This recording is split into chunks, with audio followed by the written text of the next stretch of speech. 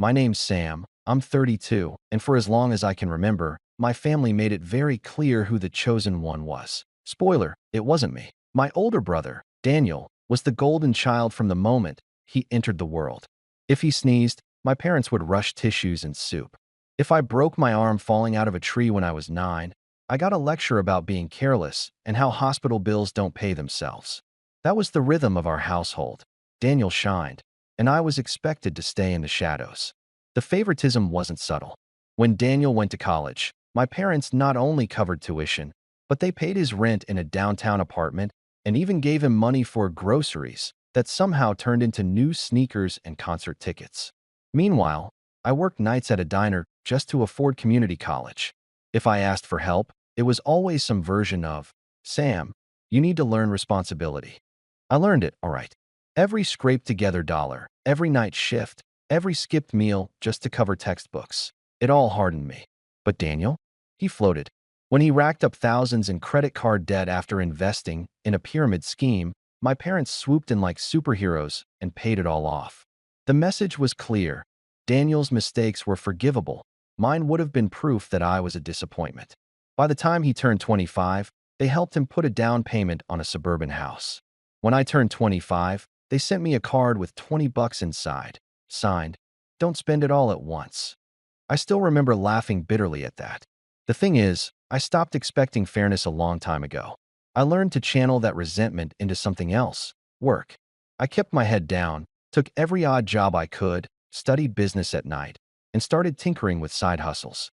First it was reselling electronics, then small e-commerce ventures, and finally, after a lot of trial and error, I hit something real. I built a logistics software company from scratch, poured every ounce of grit into it, and scaled it quietly while my parents kept bragging about Daniel's accomplishments to anyone who would listen. They didn't even know what I was doing because they never asked. Fast forward a decade. My company, after years of long nights and setbacks, got acquired. The deal closed just last year. The number? 25 million. To be honest, I didn't even celebrate in the way people might think. There wasn't champagne or exotic vacations. I just sat in my small apartment, staring at the signed paperwork, and thought, so this is what it feels like to finally win. But I didn't tell anyone in my family. I wanted to see how long it would take for them to notice that maybe, just maybe, the other son had done something. Which brings us to this past Christmas dinner. The family house was decorated like a Hallmark movie. Mom had insisted on her traditional feast: turkey, ham, casseroles, pies, the works. Daniel, of course, strolled in like a king, his wife and 2 kids trailing behind him. He had a new watch glinting on his wrist, no doubt another gift my parents had quietly funded. My mom fussed over him. My dad opened his favorite scotch, and the whole night started off like every holiday before. Me, the afterthought. I sat there quietly, passing plates, half listening to Daniel talk about how stressful his job was and how unfair it was that his bonus wasn't bigger this year. The irony almost made me choke on my drink. Then, out of nowhere, my aunt, who I'd confided in months earlier, turned to me and asked casually, "Sam, how's the company doing? Last I heard, you closed that big deal." The table went silent. Forks paused midair. Mom blinked like she hadn't even registered the words. Daniel tilted his head, smirking, like he thought she was joking. "What deal?" he asked. I took a breath, heart pounding, and said simply, "I sold my company last year." My dad frowned. "Company? What company?" "The logistics software I've been building for the last 10 years, I explained. My voice was calm, but inside, I was bracing for their reaction. It was acquired for 25 million. The air got sucked out of the room. My aunt smiled, proud, but my mom's face twisted like I'd just confessed to a crime. "Daniel?" He went pale, then red. His fork clattered against his plate. 25 what? He stammered. "Million," I repeated. It was like dropping a grenade in the middle of the table. My parents stared at me, then at Daniel, then back at me. And that's when Daniel started shaking his head, almost laughing in disbelief, before his voice cracked. "That's not fair," he said. "That's not fair. You can't have that kind of money." I sat there, frozen, while he pushed his chair back so hard it nearly toppled. He stood up, trembling, and then, no exaggeration, he collapsed onto the floor, sobbing. Full-on sobbing, like a child who'd been told Christmas was canceled. His wife rushed to him, confused, but he just kept crying. It's not fair. I've done everything, and he gets 25 million? And then came the words that would burn into my memory. You need to give me at least 15 million. I deserve it. I blinked, thinking I misheard. But before I could even respond, my mom slammed her hands on the table and screamed at me. You stole his future. You robbed your brother of what should have been his. How dare you keep this from us? The entire room descended into chaos. Daniel was on the floor, begging through tears. My mom was pointing at me like I'd committed a sin against the family. And my dad, he just sat there, stunned, muttering under his breath. I didn't say another word. I just sat there, watching it unfold, feeling a strange mix of anger, vindication, and disbelief. For years, I'd been invisible. And now, the moment I wasn't, they were accusing me of theft for building something they never once cared about. That's when I realized this Christmas dinner wasn't just going to be another forgettable holiday. It was the beginning of something much, much bigger. And as my brother cried on the floor, demanding millions, I knew deep down I wasn't done yet. When I replay that Christmas dinner in my head, it's almost surreal.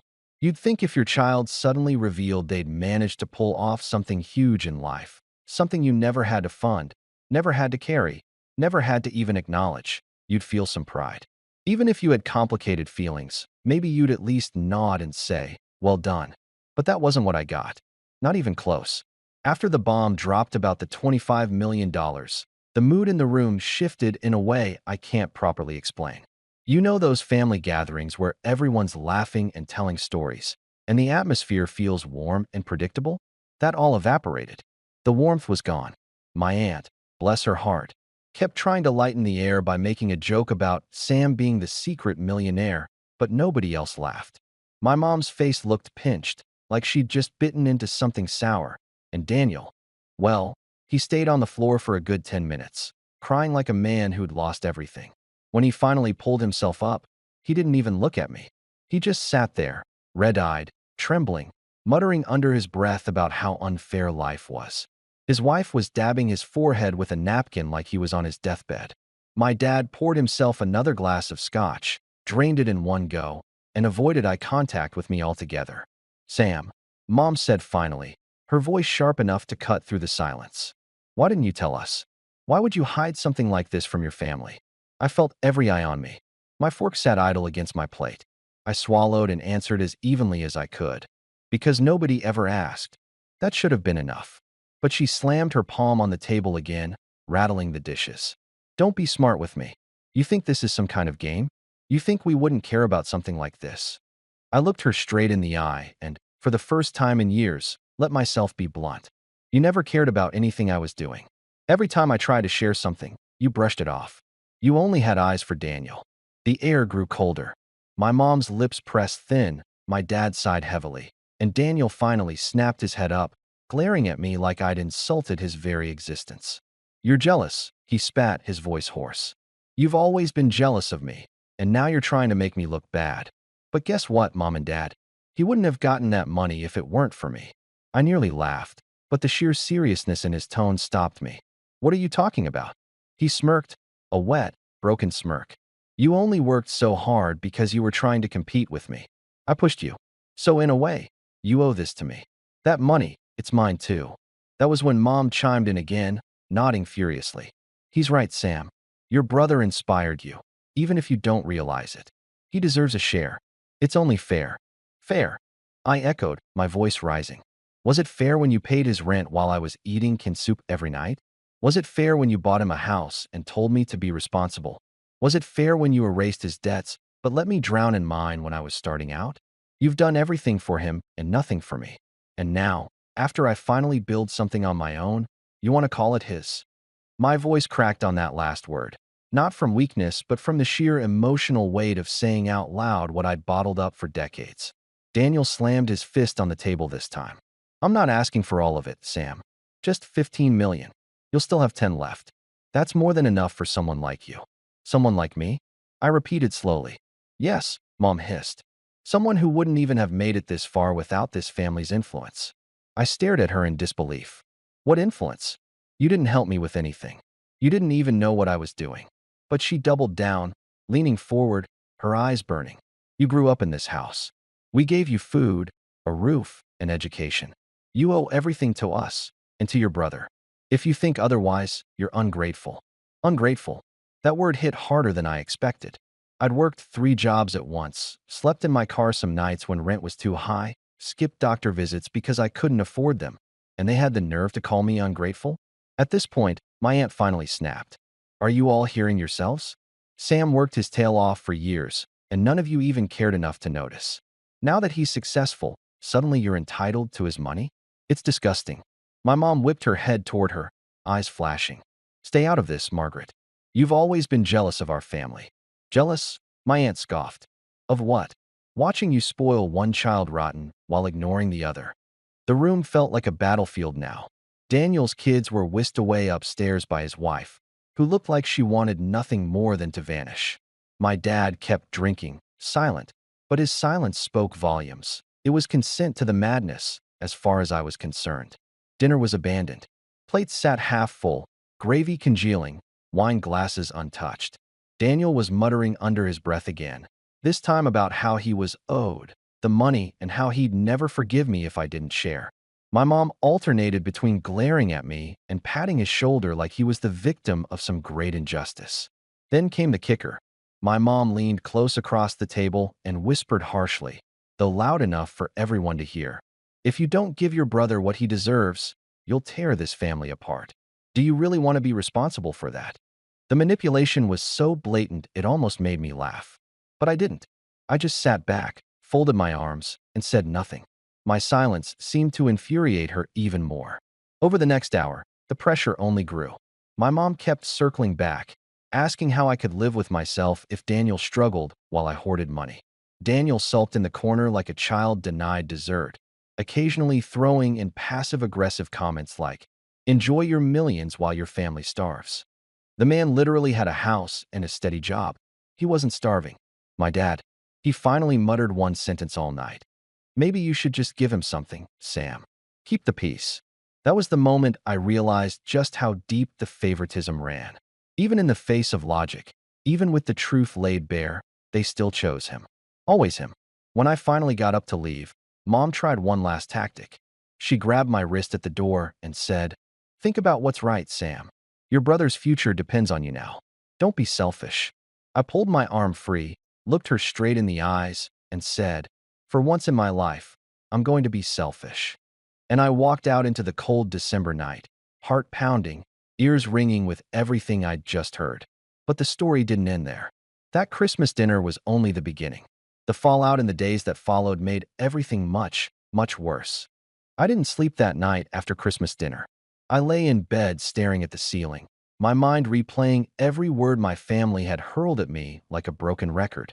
My brother sobbing on the floor, demanding $15 million like it was his birthright. My mother screaming that I stole his future. My father's one contribution, a weary suggestion that I just give in to keep the peace. The longer I thought about it, the more surreal it felt. I'd spent my entire adult life grinding, sacrificing, fighting for every inch of progress.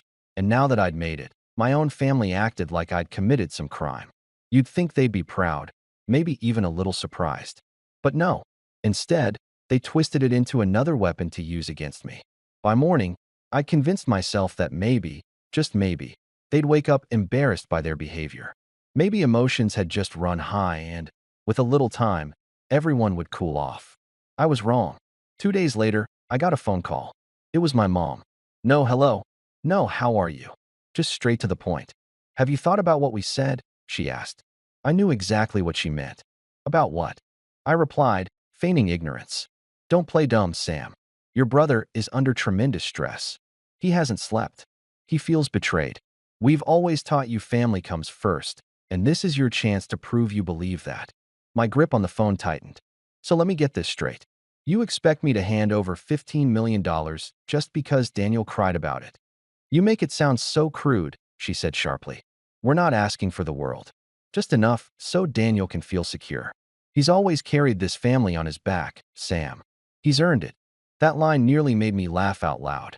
Daniel, the same brother whose debts had been paid off, whose rent and mortgage were gifts, who couldn't manage a credit card responsibly. He had carried the family. I bit my tongue, though, and simply said, "No, Mom. I'm not giving him anything." There was a pause, and then her voice dropped, low and threatening in a way I hadn't heard since I was a teenager. "You'll regret this, Sam. Mark my words. You can't turn your back on family without consequences." She hung up before I could respond. For a while, I brushed it off as empty words, just another manipulative tactic to guilt me. But I underestimated just how far they were willing to go. A week later, I went to check my business accounts. Even though the acquisition had gone through, I still kept a portion of my funds in company-linked accounts while final paperwork cleared. I logged in and froze.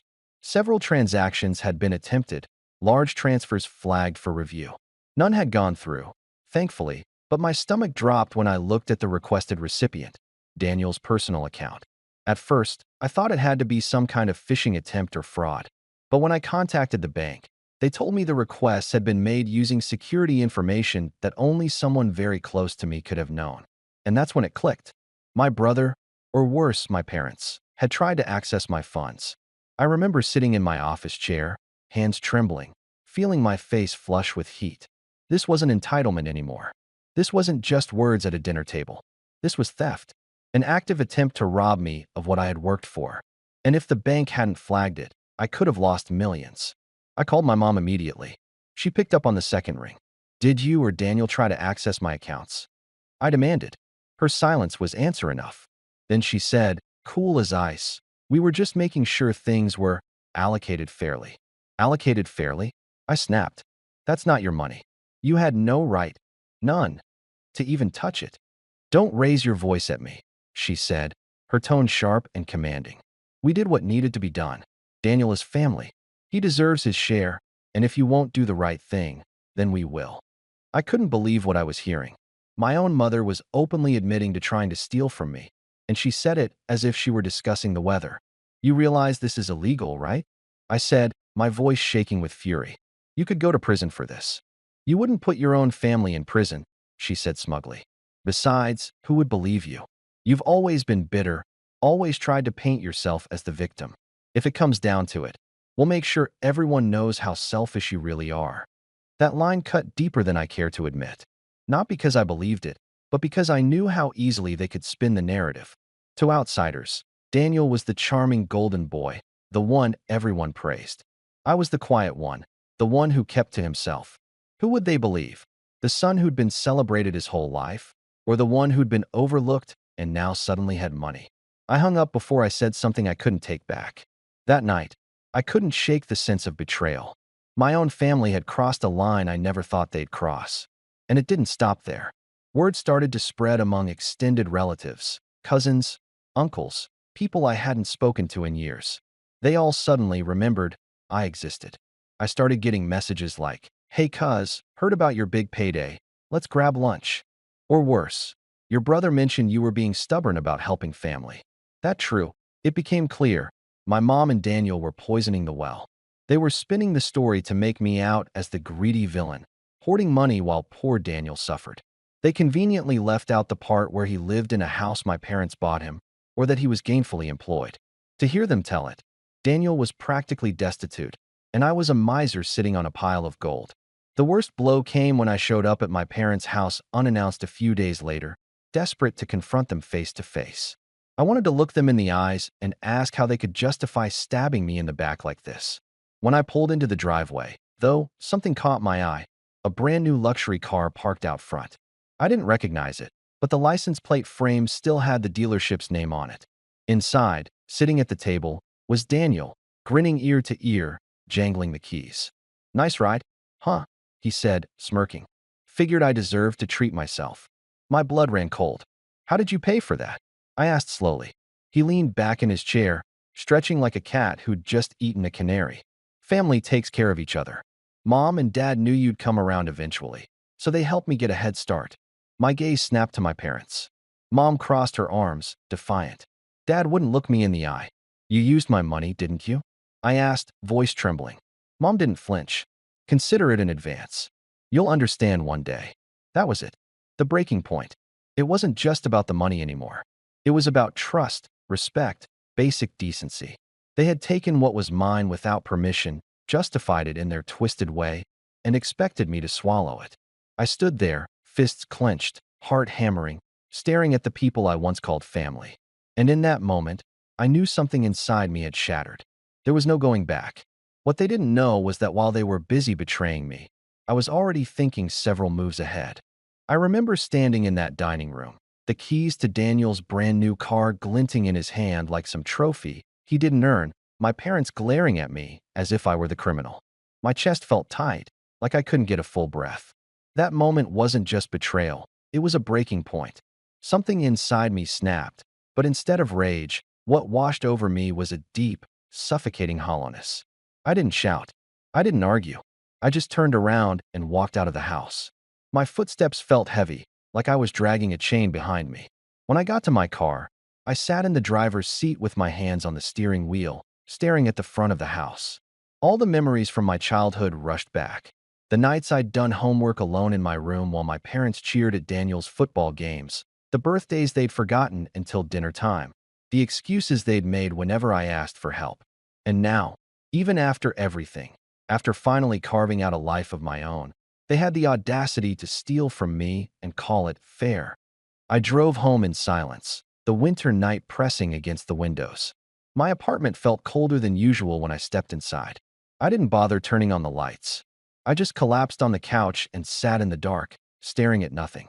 For the first time in years, I felt truly defeated. The following weeks blurred together. I stopped answering phone calls from my parents. Every time I saw their names light up my phone, my stomach turned. My brother left smug little voicemails, his tone dripping with fake concern. "Hey, Sammy, just checking in.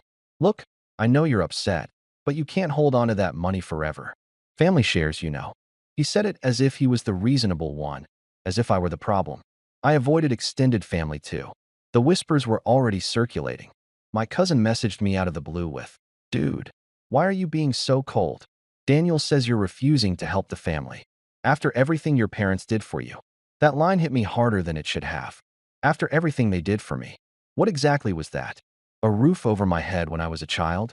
A few meals? Meanwhile, Daniel got houses, tuition, bailouts, cars.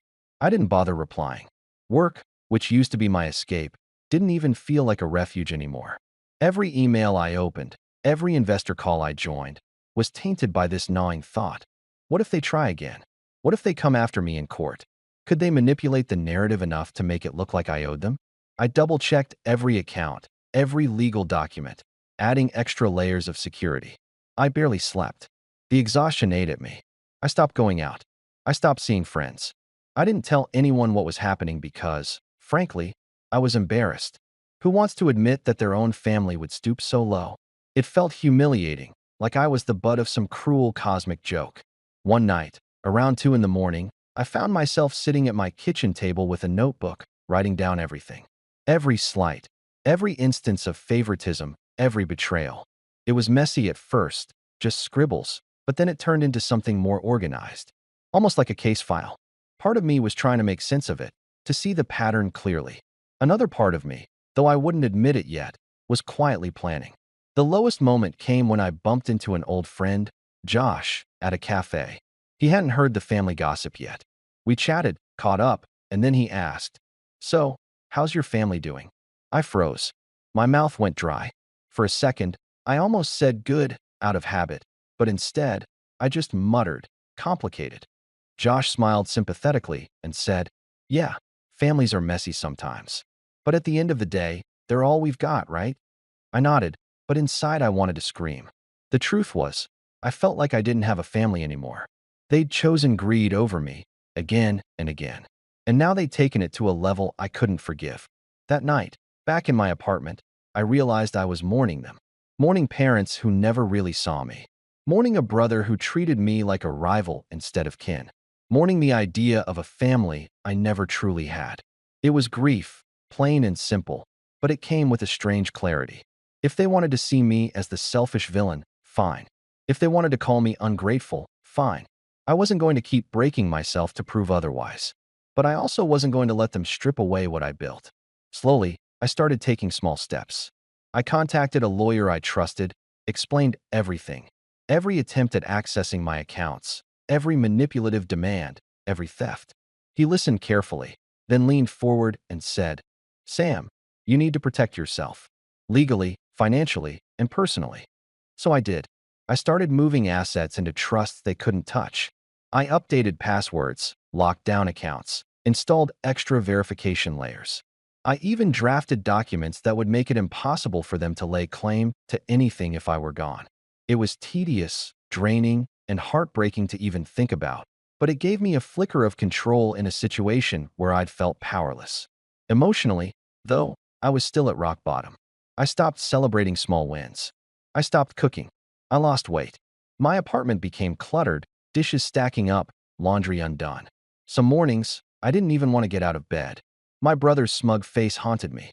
My mother's shrill accusations echoed in my head. My father's silence weighed on me like a stone. But beneath all that despair, a quiet ember started to burn. It was small at first, fragile, but it was there. Every time I thought about the luxury car in Daniel's driveway, that ember glowed hotter. Every time I remembered my mom's voice calling me selfish, it flared brighter. And every time I heard another rumor twisted against me, that ember turned into something sharper. I didn't know exactly how yet, but I knew this much. I wasn't going to stay at the bottom. They wanted me broken, ashamed, compliant. But I wasn't that kid in their shadow anymore. I started to rise, not with fireworks or declarations, but with quiet, deliberate steps. Planning, preparing, building something they couldn't touch. And one day, when the time was right, they would see just how much stronger I'd become. The weeks after my lowest point felt like wading through mud. Every step forward was exhausting, but I kept moving because I knew staying still would mean drowning. Rock bottom had done something strange to me. It stripped me of illusions. I no longer hoped my parents would suddenly wake up and see me, no longer wished Daniel might one day respect me. That fantasy was dead. What was left was clarity. I had built something on my own, and now I needed to protect it, expand it, and let that become the life I leaned on, not them. At first, the rise wasn't dramatic. It was small things. I forced myself back into routine. Morning runs even when I didn't feel like it, cooking proper meals instead of living off takeout, scheduling regular calls with my lawyer and accountant. I started therapy, too, which I'd resisted for years. Sitting in that quiet office, telling a stranger about the weight of being invisible in your own family, about betrayal so sharp it left you sleepless, was both humiliating and liberating. My therapist said something that stuck with me. "Sam, your family made you believe love is conditional. That's not your burden to carry anymore." Something inside me clicked when she said that. For the first time, I realized I wasn't just angry at them. I'd been carrying shame, guilt, and a desperate hunger for approval that never came. Letting that go wasn't easy, but acknowledging it was like taking the first breath after being underwater too long. Meanwhile, business opportunities kept rolling in after the acquisition. My name was quietly circulating in certain circles, investors reaching out, people wanting me on advisory boards, or asking if I'd consider starting something new. At first, I hesitated. I was still licking my wounds. But eventually, I said yes to a few projects that sparked real excitement in me. One of those projects was a mentorship program for young entrepreneurs. I partnered with a nonprofit that helped kids from underprivileged backgrounds learn business basics. Standing in a classroom full of teenagers, telling them about how I'd worked nights in a diner and failed more times than I could count before hitting success, I felt something I hadn't in a long time. Purpose. These kids listened. They asked questions. They saw me. And unlike my family, they didn't look at me with jealousy or entitlement, but with respect. That fueled me. Slowly, I rebuilt my confidence. Financially, I grew smarter too. My lawyer helped me create multiple trust structures and shell companies, layers upon layers that not only protected my assets, but also ensured transparency for regulators. I wasn't just guarding against my family anymore. I was future-proofing everything. My accountant joked that Daniel could hire the best lawyers in the world and still never untangle the web. That gave me peace of mind, but it also gave me freedom. With less fear of being blindsided, I started taking calculated risks again. I invested in a logistics startup run by two brilliant engineers out of Chicago.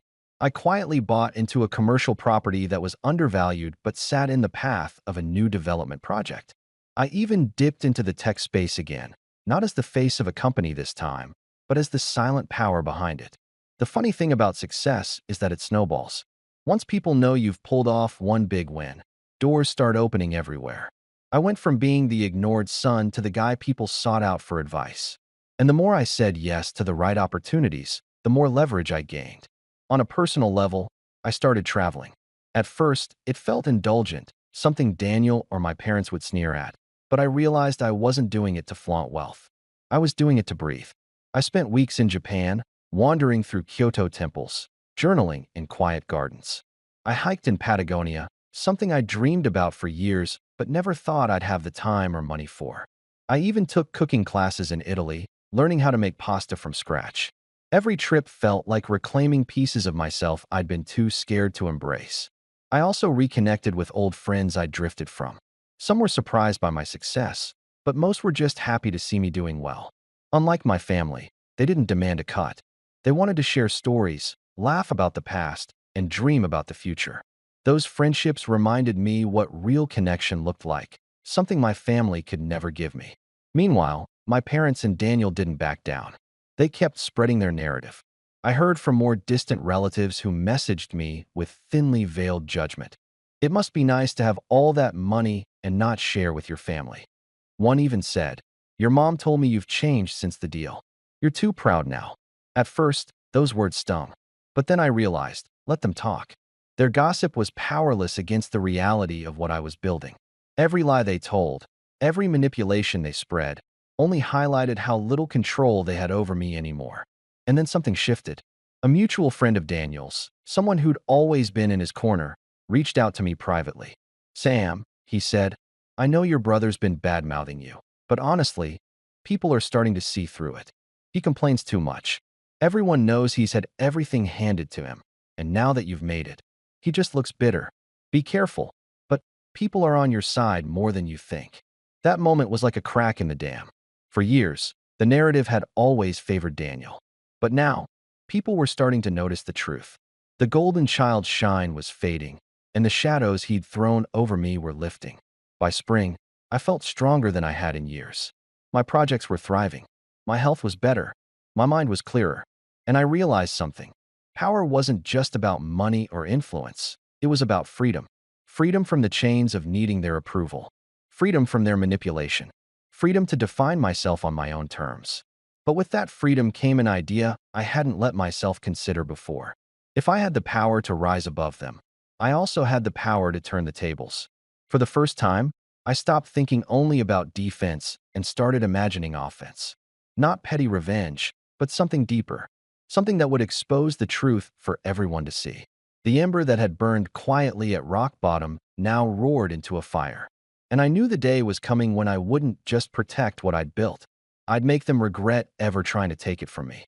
After the slow rebuild of my life, the part that came next felt less like revenge and more like strategy. Revenge gets a bad rap in stories because it's often shown as a hot, ugly thing. Shouting, smashing plates, dramatic confrontations. That wasn't what I wanted. I wanted something cooler, inevitable. I wanted the truth to land so clearly and so precisely that there was no room for their stories or their gaslighting. That meant planning, patience, and patience felt oddly good to me, like power you could measure. First, I tightened every loose end around me. I doubled down on the legal and financial armor I'd started building. More robust trusts, a staggered release of funds so nothing large sat in one place. Multiple custodians and independent trustees who reported to law firms I trusted, not to family friends. My lawyer, Claire, who smelled faintly of espresso and had the kind of stare that made people fidget, became my closest ally. She ran through scenarios with me like a chess player. What would they try first, second, third? What would family courts look for? How would public opinion react if this blew up? For each what if, we had a countermeasure. But law and paperwork weren't enough. Stories are shaped by people, and people talk. If I wanted to blunt their narrative, I needed witnesses who could confirm the truth, that I'd always been the one scraping and building, that Daniel had been spoiled, that the attempted transfers had been orchestrated from inside the house. That's where digging in quietly paid off. I started to collect small confirmations, emails, bank notifications, receipts, even voicemail messages.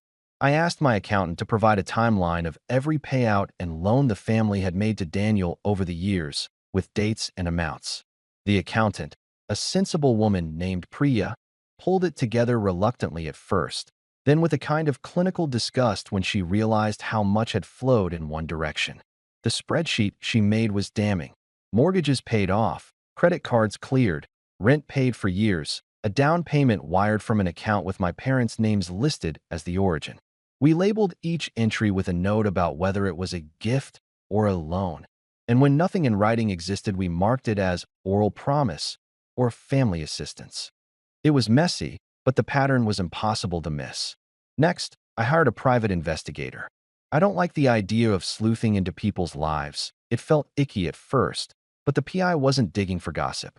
He was looking for documents and confirmations, dealership invoices, transaction authorizations, IP logs from the bank showing times and IP addresses used to attempt transfers, any signature forgeries, anything that proved a hand-on intrusion rather than rumor.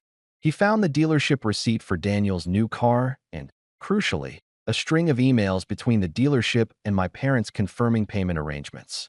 He found warranty paperwork for appliances bought by my parents the month after the alleged bank transfer attempt.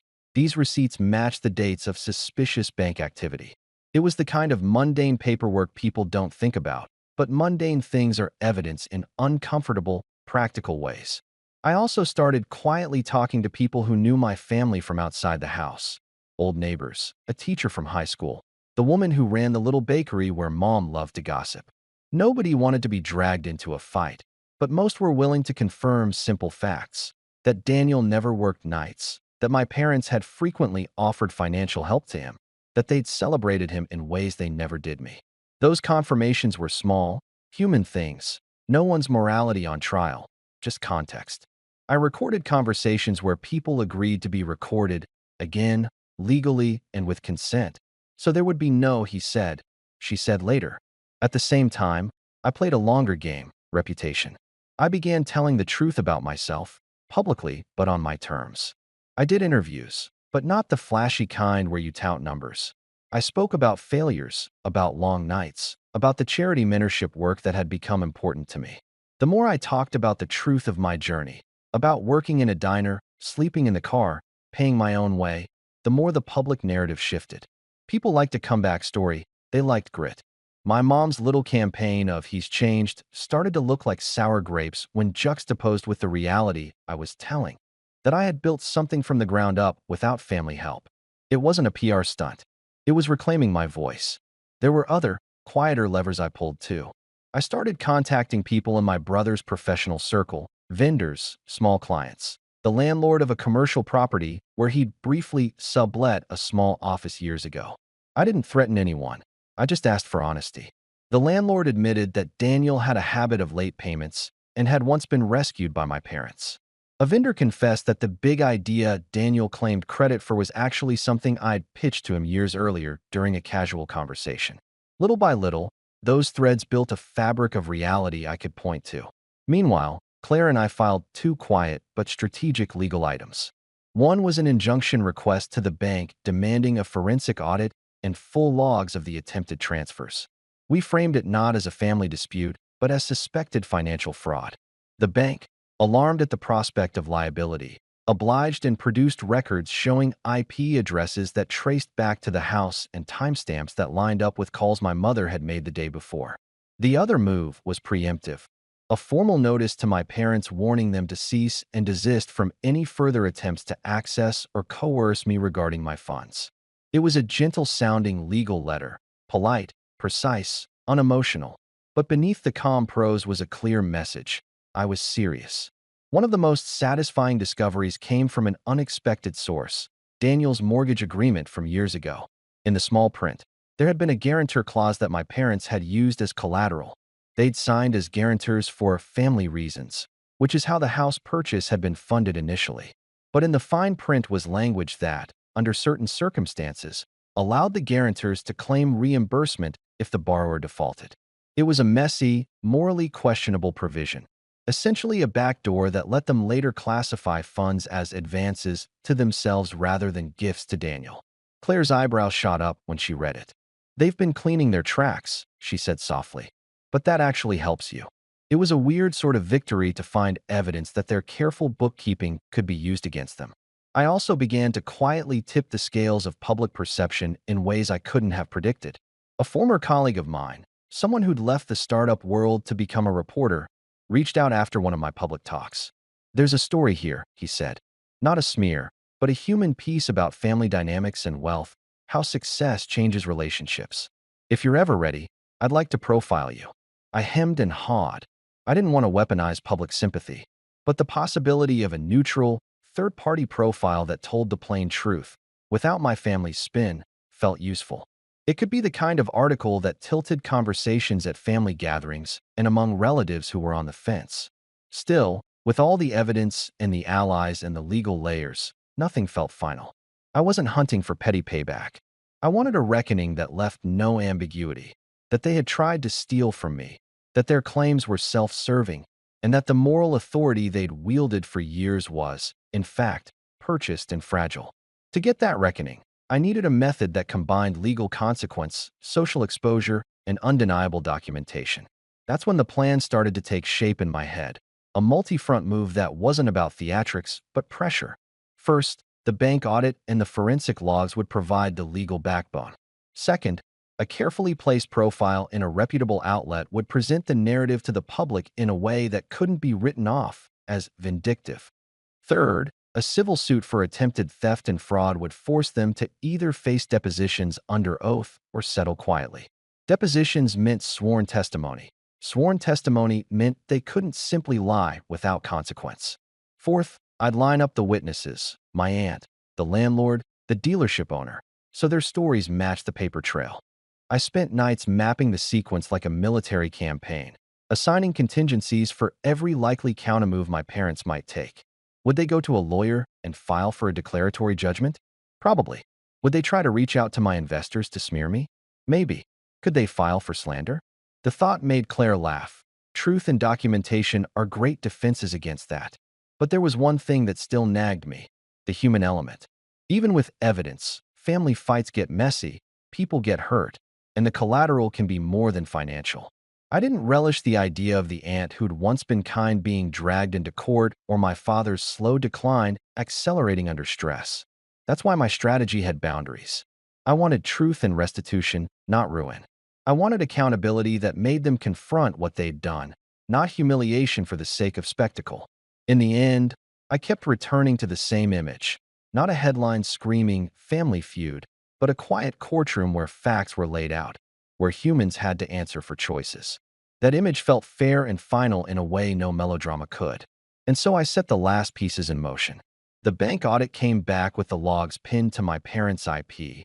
The dealership confirmed wire instructions that overlapped suspiciously with dates of attempted transfers, and a few reluctant relatives admitted, off the record, that mom had been pushing the narrative with a vengeance. Claire drafted the initial complaint, not as an angry broadside, but as a surgical document referencing specific incidents, dates, and legal claims. The reporter's interest grew into a promised profile. Priya finalized the financial timeline. The PI gave me a thick folder of receipts and timestamps that read like a chronology of entitlement. One evening, sitting at my kitchen table with the folder spread open, I felt something I hadn't felt in a long time: calm. The ember was no longer a flame. It was a mapped operation. I could see the next steps clearly. File the suit, let the bank records speak, let the witnesses corroborate, and allow the truth to do what manipulative narratives never could: be undeniable. I called Claire and told her I was ready. She asked one question: "Are you prepared for how this will look in the moment?" I thought of the keys in Daniel's hand, of my mom's smugness, of the nights I'd spent feeling invisible. I thought of the mentorship program kids who looked at me with new eyes. I felt ready. The next morning, I sent the file to Claire with a single line in the subject: "Proceed when ready." Then I sat back and waited for her email to come through, and for the moment when everything I'd gathered, quiet and steady, would be put into motion. When Claire filed the complaint, it felt oddly anticlimactic. Paperwork submitted, copies served, the legal equivalent of setting the first domino. But the real work, the satisfying part, wasn't the filing.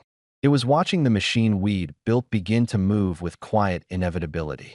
The bank logged the forensic report as evidence. The reporter promised the profile would run the week the complaint hit. Priya emailed the spreadsheets to our counsel with notes in the margins. The PI dropped off a fresh folder that had the dealership's invoice loose in the middle like a smoking pistol. Everything I'd collected for months, receipts, recordings, timelines, now had a stage to be heard on. The first call from opposing counsel came the afternoon the complaint was filed. It was terse, the kind of voice that tries to sound reasonable while feeling you out. "We'd like to discuss an early resolution," he said.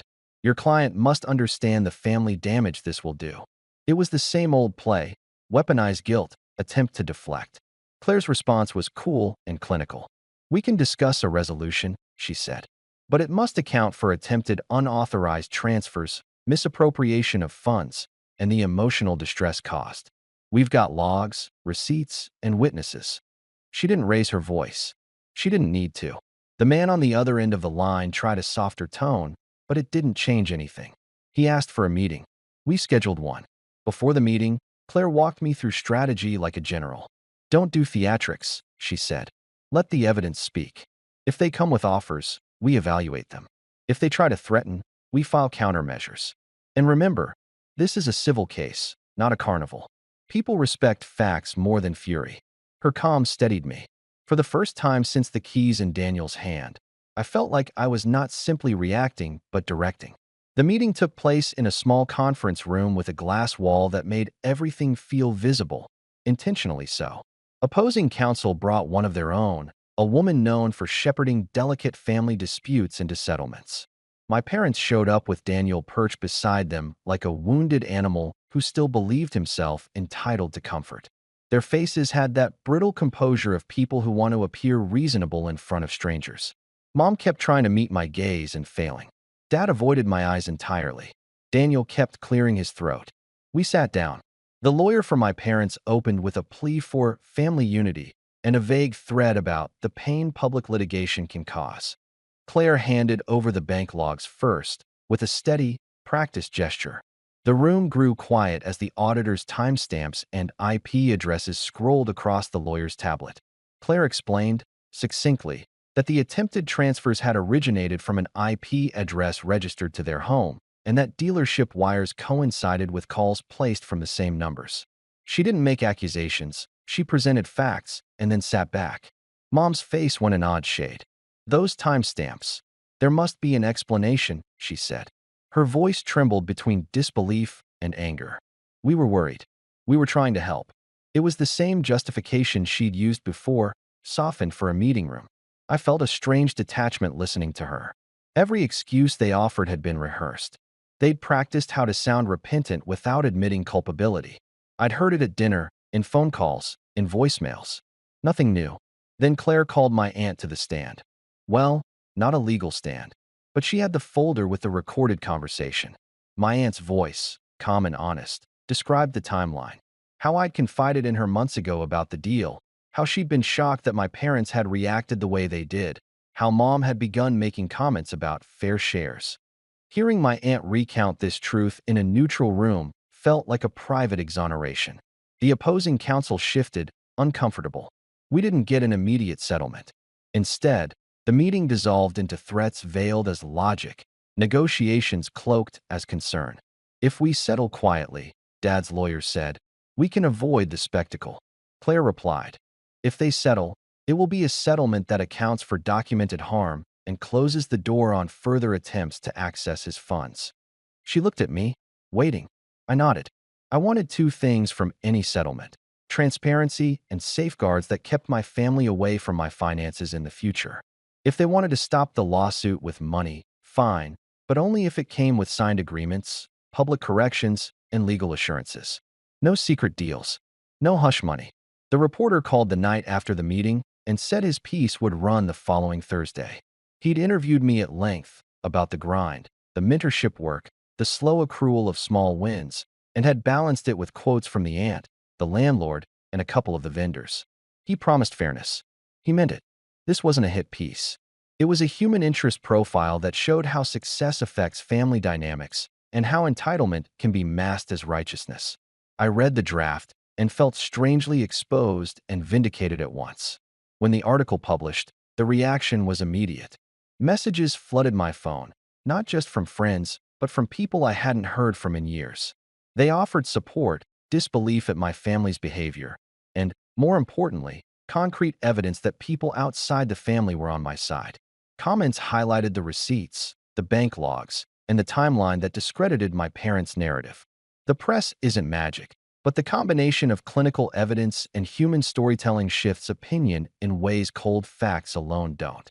The piece gave people a lens through which to view the things that had always seemed family business, and that lens was not flattering to my parents. Then the depositions began. That part felt like walking into a very dry, very controlled storm. Each family member was required to give sworn testimony. Depositions are surgical. They cut away the drama and examine the tissue of truth.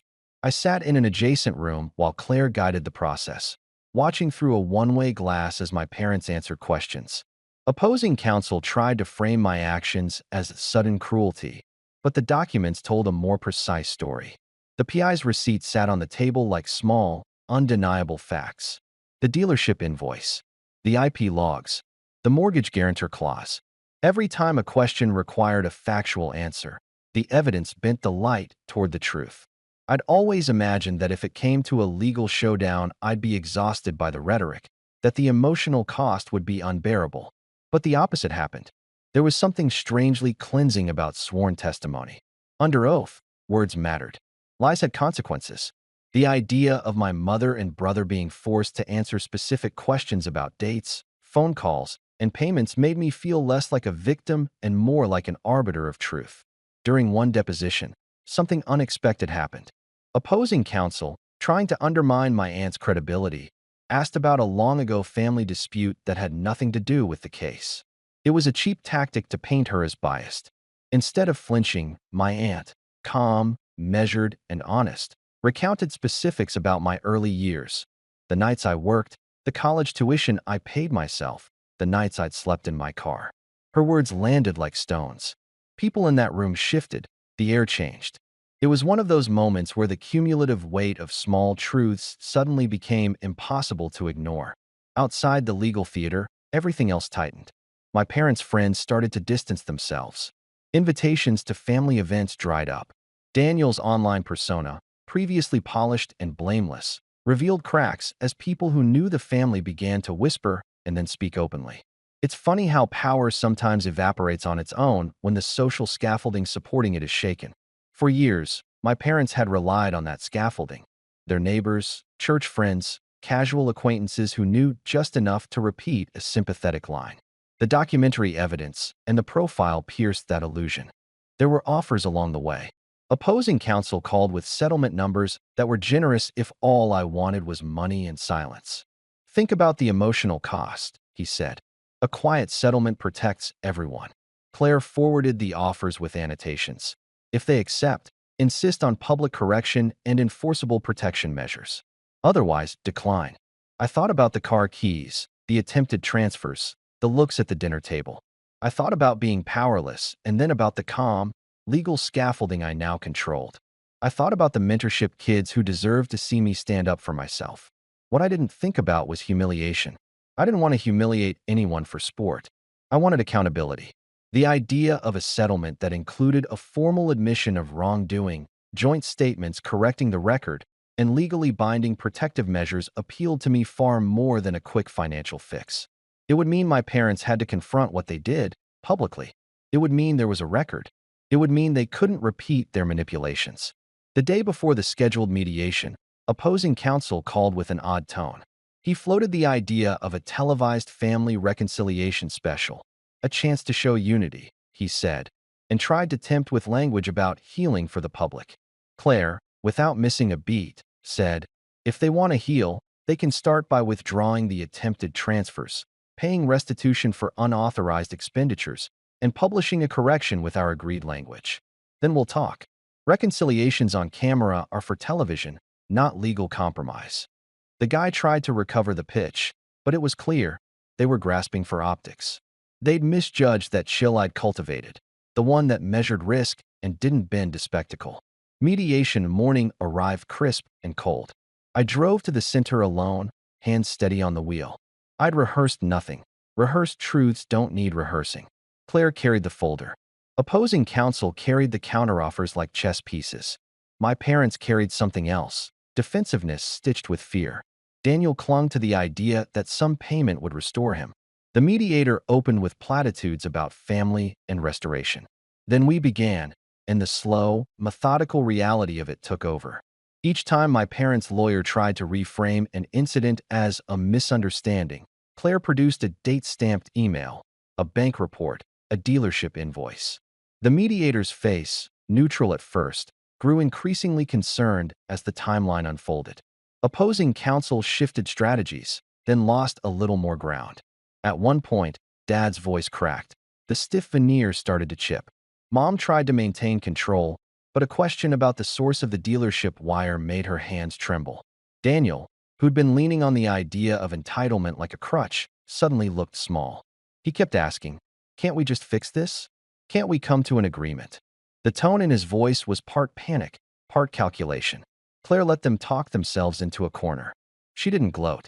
She didn't unleash rhetoric.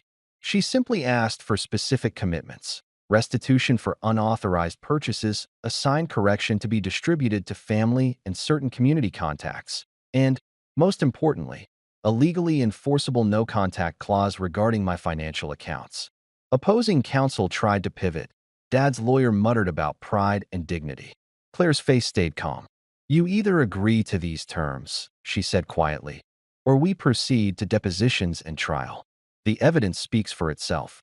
There was silence like the space between heartbeats. I felt that ember inside me grow steady and hot, different from rage, cleaner, more purposeful.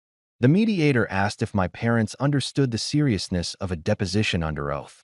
They nodded, but their faces said otherwise. Mom's lips were pursed, Daniel's jaw was clenched. Then, just when it felt like they might cave, or at least offer something meaningful, opposing counsel's phone buzzed. He glanced at it, then paled. He read a text, excused himself, and stepped into the hallway. The corridor outside the mediation room smelled of coffee and paper. I could hear muffled voices, his, someone else's. He returned with a forced smile and sat down. "We need a brief pause," he said. "There's new information that's come to light." Claire didn't blink. "What information?" she asked. He hesitated, then said, "It's about your aunt."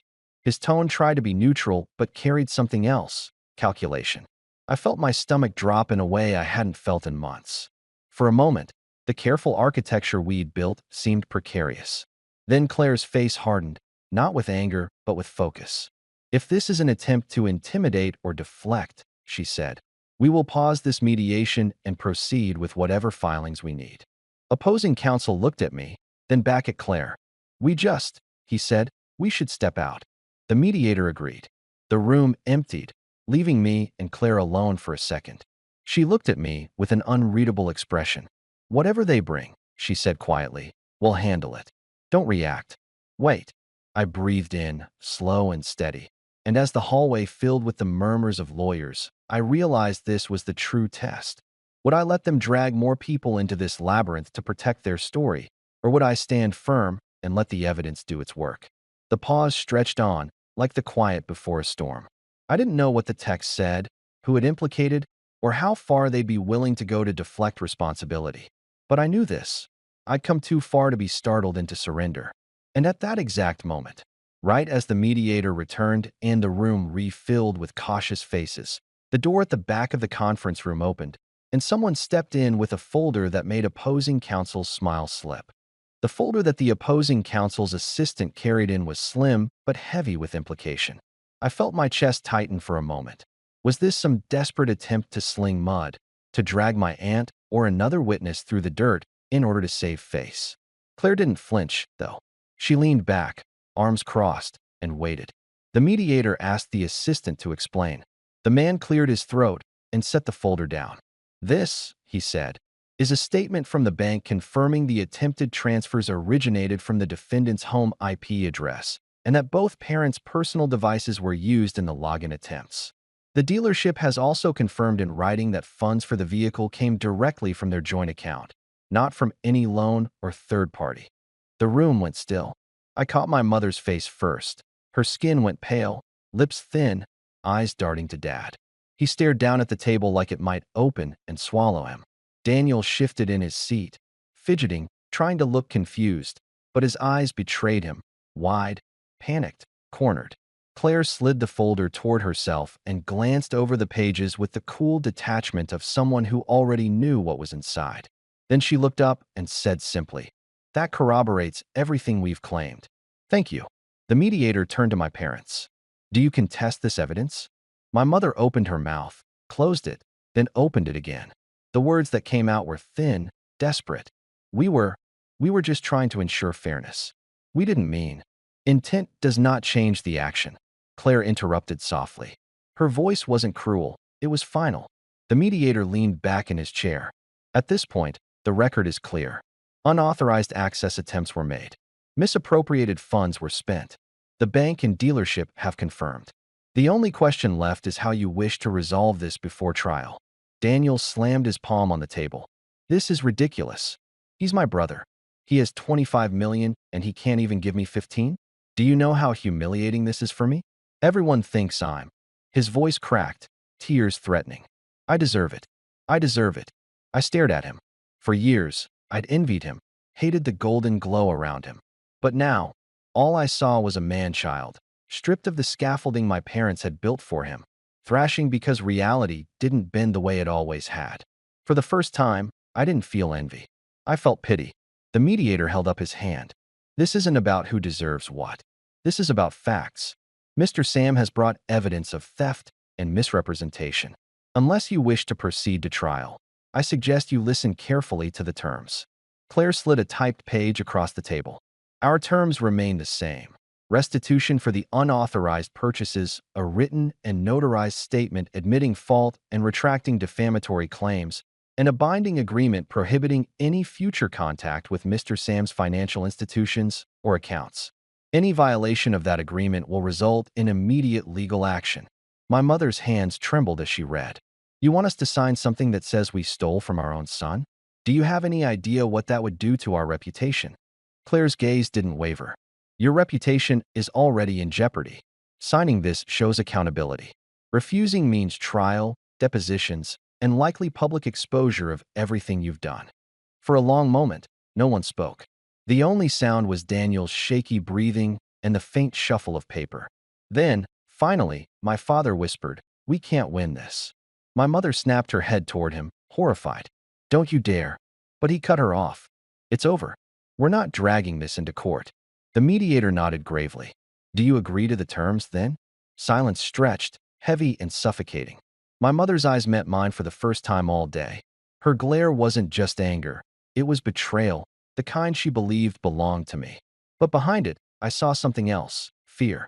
She signed first. Her hand shook, but she signed. My father followed, quiet, resigned. Then the paper slid toward Daniel. He stared at it like it was poison. "I'm not signing that. I didn't do anything wrong. This is between you and them. I was promised." Claire's voice sliced in. "Your name is on the attempted transfer logs. The bank confirmed it. If you'd like to proceed to trial, we can amend the complaint to include you individually. Do you want that, Mr. Daniel?" He froze. His lips parted, then closed. Finally, with a trembling hand, he scrawled his name. And just like that, the weight shifted. The mediator confirmed the agreement. The documents were collected, sealed, filed. It was over, not with shouting or slamming doors, but with ink drying on paper that couldn't be undone. As we left, my mother hissed under her breath, "You'll regret this, Sam. You've destroyed this family." I stopped at the door and looked back at her. For once, my voice didn't shake. "No, Mom. You destroyed it when you chose greed over love. I just stopped letting you take me down with you." Her face twisted, but she said nothing. Outside, the winter air hit my face like a baptism. Clean, cold, final. Claire walked beside me, quiet, professional, but I could see the flicker of a smile at the edge of her mouth. That night, I sat alone in my apartment, looking at the stack of papers Claire had given me. Copies of the signed admissions, the protections, the restitution agreement. My phone buzzed nonstop with messages, support from friends, relief from my aunt, even silence from relatives who had once sided with my parents. For the first time, I didn't feel like I was fighting uphill. I felt steady. I felt free. Daniel sold the luxury car within a month to cover part of the restitution. My parents retreated from social circles, their endless narrative about me unraveling under the weight of their own signatures. The golden glow around Daniel dimmed until it was nothing but dust. And me? I kept building, kept mentoring, kept living. Not for revenge anymore, but for myself. The fallout didn't leave me bitter, it left me lighter. Because I finally understood something. Family isn't who shares your blood. It's who respects your soul. And as I locked away the final folder of evidence in a drawer, I whispered to myself the truth that had carried me through every betrayal, every sleepless night, every bitter meal in silence. They wanted my future, but it was never theirs to take.